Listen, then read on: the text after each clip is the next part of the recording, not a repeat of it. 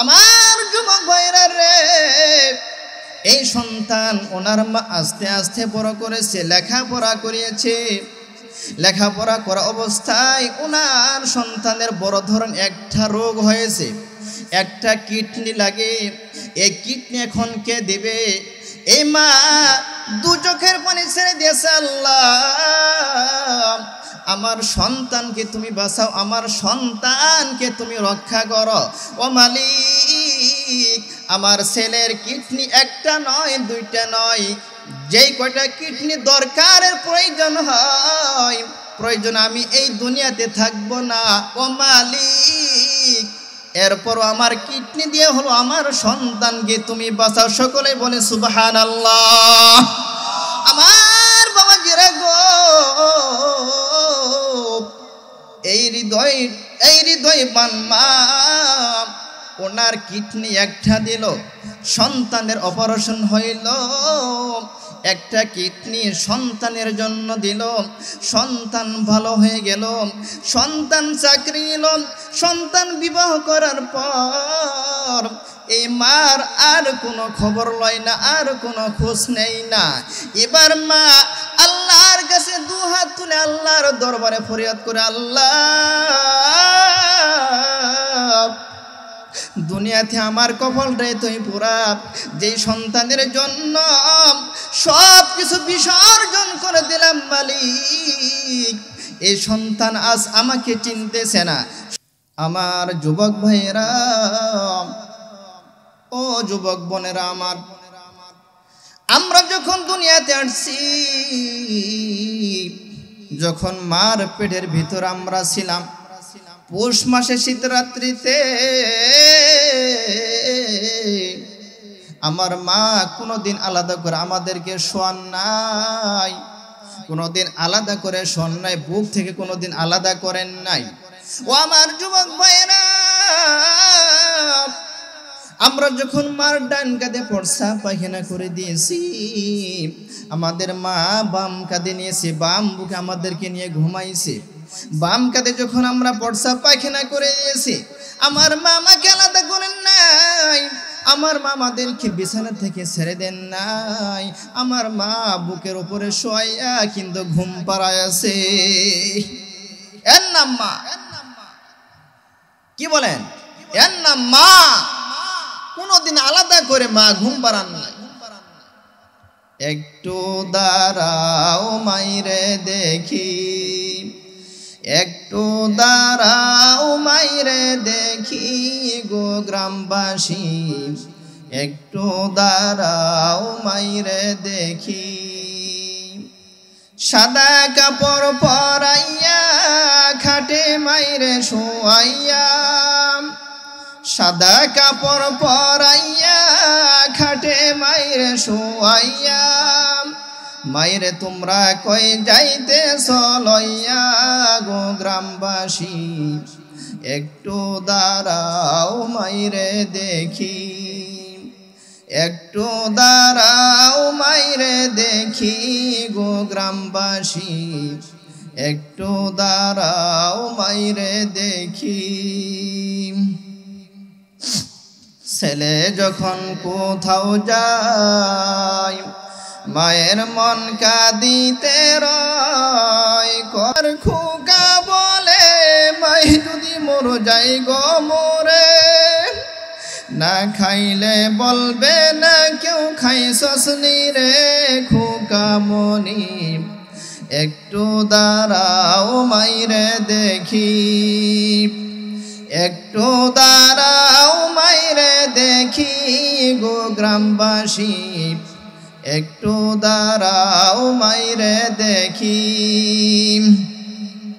কত গভীর রাইতে আইসা দেখছি বাড়িতে, মাই রইছে মোর জাগিয়া, কত গভীর রাইতে আইসা দেখছি বাড়িতে, মাই রইছে মোর জাগিয়া। হাইরে শীতের রাইতে মাই রইছে মোর বসে, হাইরে শীতের রাইতে মাই রইছে মোর বসে, এমন মাইরে যাইও না কেউ ভুলিয়া গো গ্রামবাসী, একটু দাঁড়াও মাইরে দেখি, একটু দাঁড়াও মাইরে দেখি গো গ্রামবাসী, একটু দাঁড়াও মাইরে দেখি। আমার বাবাজিরা গো, আমাদের এই অঞ্চলের ঘটনা, জামালপুরের ঘটনা। একটা সন্তান ওনার মা যখন দুনিয়াতে ভূমিষ্ঠ হয়েছে, ওনার পেট থেকে যখন বের হয়েছে, এই জামালপুর অঞ্চলের ঘটনা গো। ওই সন্তান দুনিয়াতে আসার পর, ওই সন্তান দুনিয়াতে যখন আসছে, ওনার বাবা দুনিয়া থেকে চলে গিয়েছে। ওই মা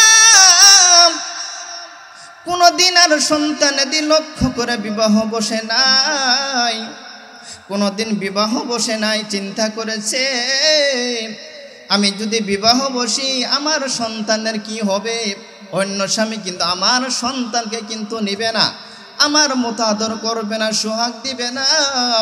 এই জন্য এই সন্তানকে আমি সন্তানের মতো করে মানুষ করে তুলতে চাই।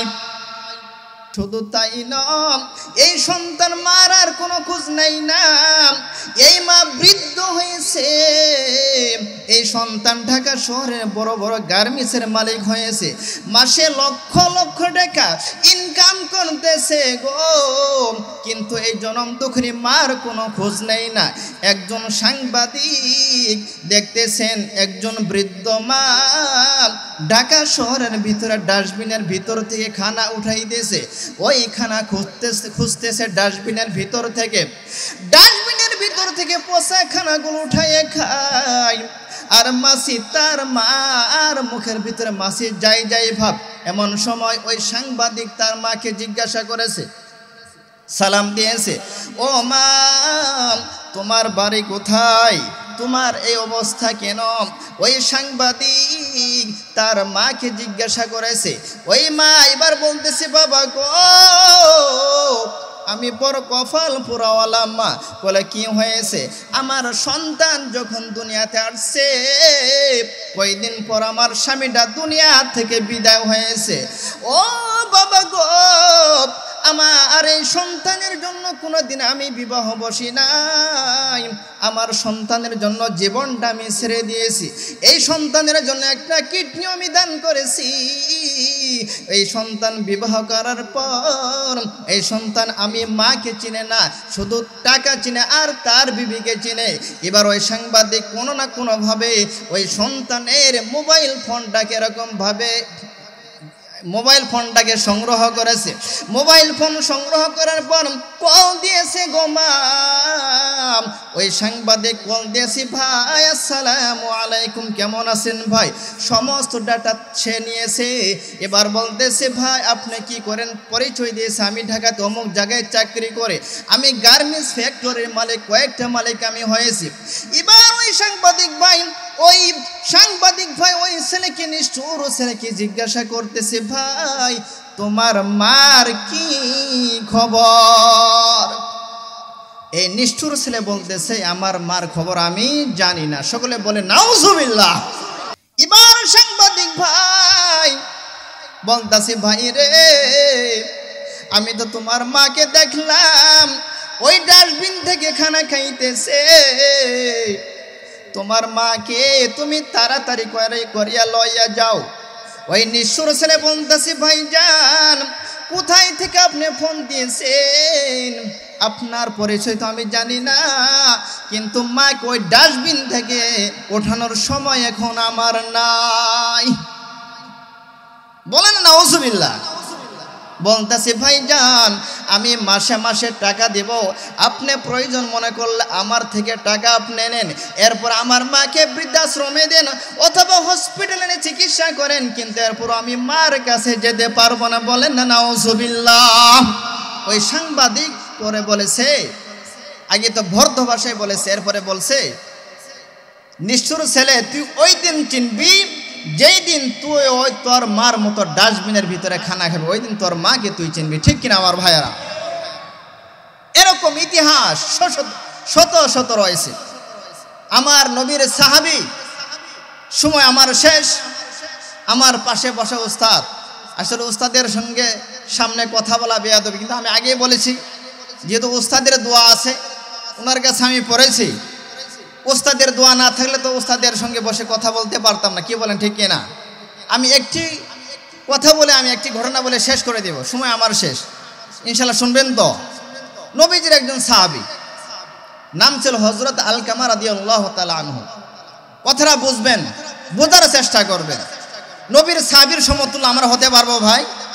বলেন না, আওয়াজ দেন, হতে পারবো? এই নবীর সাহাবী যখন দুনিয়া থেকে বিদায় নিতেছিলেন, সাহাবায়ে কেরাম কালিমার তালকিন করতেছিলেন, ওনার মুখ থেকে কালিমা বের হইতেছিল না।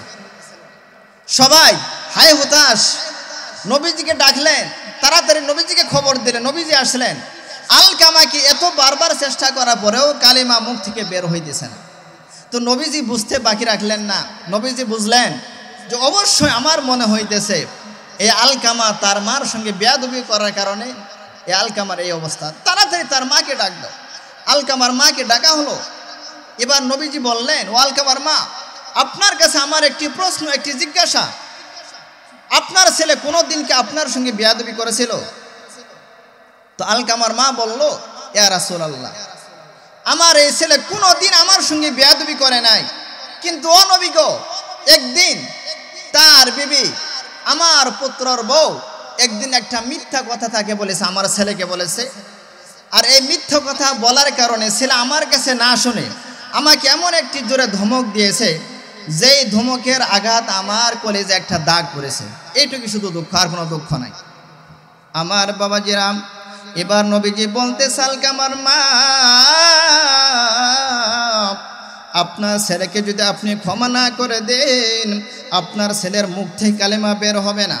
আর আপনার ছেলে মুখ থেকে কালেমা যদি বের না হয়, এই অবস্থায় যদি আখিরাতে চলে যায়, তার চিরদিনের জন্য জাহান্নামের আগুনে জ্বলবে। আলকামার মা বলতেছে, ইয়া রাসূলুল্লাহ, ইয়া হাবিবাল্লাহ, জাহান্নামের আগুনে জ্বলবে আমি দেখব না, আমার সামনে জ্বলবে না, আমি তো ওঠে দেখব না, আমার আড়ালে জ্বলবে। এরপরও আমার আলকামাকে আমি মাফ করতে পারবো না। আমার যুবক ভাইয়েরা গো, কয়েকবার নবী রিকোয়েস্ট করছেন, কিন্তু আলকামার মার হৃদয়টা কোনোভাবেই গলে না, নরম হয় না। এবার আমার নবীজি কয়েকজন সাহাবায়ে কেরামকে অর্ডার করলেন, তোমরা বনের ভিতরে যাও, কিছু শুকনা কাঠ তোমরা সংগ্রহ করে নিয়ে আসো। যেই মাত্র অর্ডার, সেই মাত্র গাছ শুকনা কাঠ আনা হলো। এবার নবীজি বললেন, ওই কাঠের ভিতরে কেরাসিন তেল তোমরা ঢেলে দাও। তাই দেওয়া হলো, আগুন জ্বলল, দাও দাও করে আগুন জ্বলল। আমার নবীজি এবার সাহাবায়ে কেরামকে অর্ডার করলো, ও আমার সাথীরা রে, এবার আলকামার মার চোখের সামনে আলকামাকে তোমরা ওই আগুনের ভিতরে নিক্ষেপ করে দাও। আমার বন্ধুগণ, আমার নবীজির তো ইচ্ছা আলকামাকে পড়াবে, কিন্তু আমার আলকামাকে বাঁচানোর জন্য আমার নবীজি একটু টেকনিক খাটাই দিয়েছেন। যেই মাত্র অর্ডার, সেই মাত্র গাছ আলকামাকে কয়েকজন সাহাবী, কয়েকজন পা ধরেছে, কয়েকজন হাত ধরেছে, এবার উঁচা করেছে, আলকামাকে আগুনের ভিতরে নিক্ষেপ করবে। এমন সময় আলকামার মা এবার নবীকে ডাক দিয়েছে, ইয়া রাসূলুল্লাহ, ইয়া হাবিবাল্লাহ, ও নবী গো, আমার আলকামা আমার চোখের সামনে জ্বালাইবেন। আমার আলকামাকে 10 মাস 10 দিন পেটের ভিতরে রাখছি, আমার আলকামা আমার চোখের সামনে পুরাইবেন। আমি আলকামার মা হয়ে আমি কখনো সহ্য করতে পারবো না। ও নবী গো, আমার আলকামাকে আমার দিল থেকে আমি মাফ করে দিলাম। সকলে বলে সুবহানাল্লাহ। আমার বাবাজিরা, যেই মাত্র আলকামার মা এই কথা বলেছে, এমনি আলকামার মুখ থেকে বের হয়েছে, লা ইলাহা ইল্লাল্লাহু মুহাম্মাদুর রাসূলুল্লাহ। সকলে বলি সাল্লাল্লাহু আলাইহি ওয়াসাল্লাম।